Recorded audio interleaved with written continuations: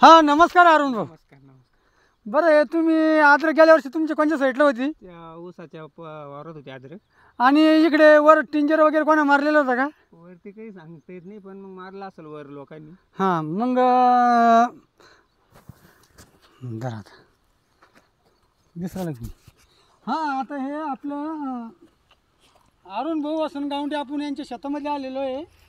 आणि हा 15 दिवसापासून प्लॉट आता हा लागलेला आहे. एकूण कारण काय झालेलं आहे, गेल्या वर्षी तिची अद्रक तिकडे होती आणि कुठे थोडी मूळकून तिथे झाल्यामुळे हे पाणी असं वाहत आलं आणि मग हे इकडे पाणी तुंबल्यामुळे आणि वरचं ऊसाच्या वरतून टिंजर मारलं होतं, ते टिंजरचं आणि ते पाणी ते जमा झालं ह्या लावण्यात. आणि हे शेतकरी काय म्हणतो, पाप मग अद्रक बसली.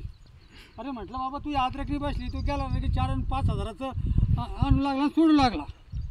आणि आता ही मुळकून जे याला तर काही करू शकत नाही आपण. एखादा मोठा कंपनीवाला बी असला तर तो बी काही करू शकत नाही. जैविकवाला आला का जैविकवाला म्हणतो माझं वापरा. आणि नाही आता हे केमिकलचं लय झालं. केमिकलच्या बुरशी अशा करतात तसं करतात ना. जैविक बुरशी ना कोणत्या गोष्टी थांबतात आणि ना कशा ना काही थांबतात. आपल्याला जमलं तर आता हे बघा तुम्ही, आता ही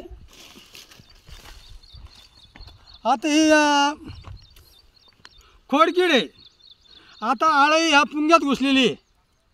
आता ॲक्च्युली तुम्हाला दाखवण्याचं कारण काय आहे, हे भलते घाबरले होते म्हणे आता हिला कसं करू काय करू. आता या पुंग्यातून आळी घुसून हा गाभा कत्रीत आपल्या ह्या खाली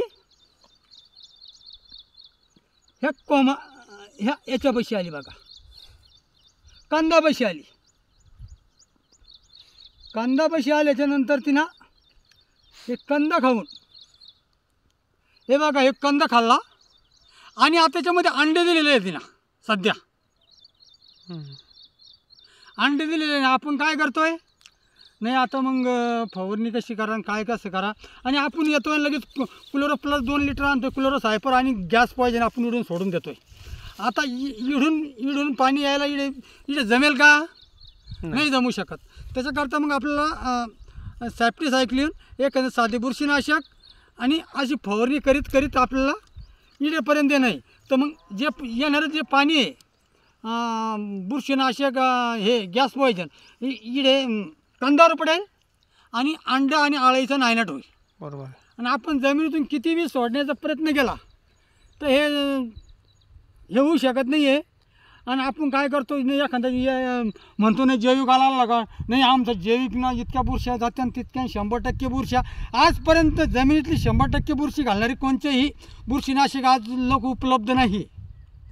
आणि तरी आपण घाबरून जातो आहे, दुकानदाराकडे जातो आहे.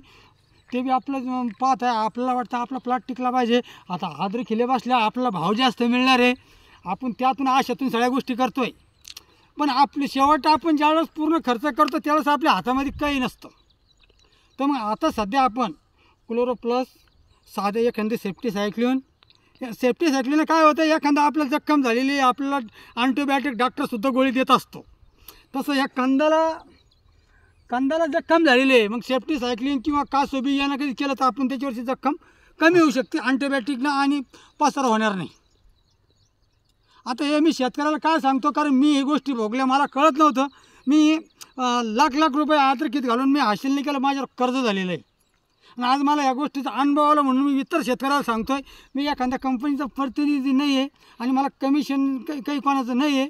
मी माझी एक भावना म्हणून प्रत्येक शेतकऱ्याला सांगतो आहे. आणि आज संकटात असेल तर शेतकरी संकटात असेल, फक्त आपलं काय करणं आहे, दाट फवारणी असं हे करून सनी दाट फवारणी घेऊन सनी या पाण्यातून स्टमवर पाणी पडून असं इड येईल आणि कंदापाशी जाईल. असेल बुरशी आपल्या 15 ते 20 दिवसाकरताच नियंत्रित होतील.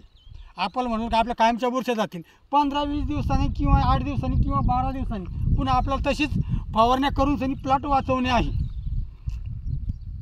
तसंच प्लॉट स्टॉप होईल 8-9 दिवसाच्या नंतर. आपलं एखादं बेट कधी दिसलं किंचित तर थोडी आपलं एखादं साधी बुरशीनाशक घेऊन थोडी ड्रिचिंग वगैरे करून प्लॉट थांबवायचा प्रयत्न करायचा.